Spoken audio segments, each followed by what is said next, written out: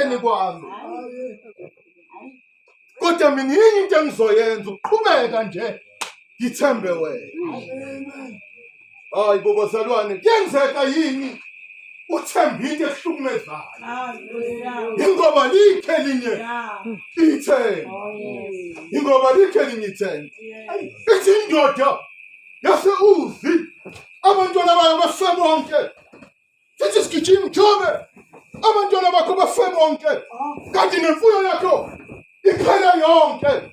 Samuza uJobe basalwane sithemba uNkulunkulu wathi ngiyafika mina ngiyize usobala Nkosi ngoya kuwe ngiyize ngoba wenza into eyodwa yokuqhubeka athembe wena.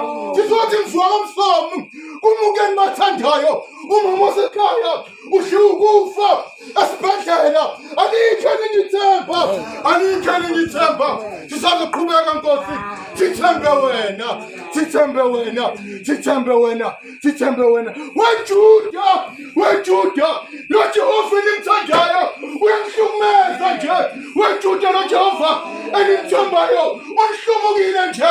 Kulungile noma sihlumukile, alikhe ningithemba.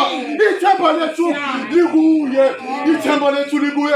Sizosho njalo mfethu nomdayi ukuthi abathandayo bayasufa, kodwa imangete yodwa ukuthi ithemba lethu thina likuwe, likuwe. Uyabona umuntu othemba into emlimazayo uyalimala ababukayo ukuthi othemba lento ihlukumeza.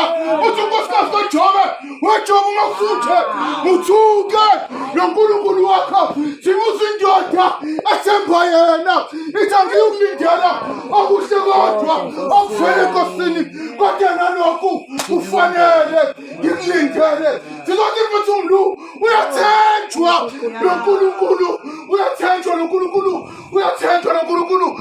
Uthenjwa kuleli bhokisi, kulelo thenjwa kuleli bhokisi. Uyathenjwa uDavide egulelwa umntwana wazila ukudla, kodwa la mntwana emuka khona uthi hayi lethani ukudla ngidle. Wathi Davide umntwana egula ubuzilile, kodwa umntwana la idlula khona usufuna ukudla. No, mina ngisayi yena akasayi ukubuya, kodwa mina nje esengoya kuyo.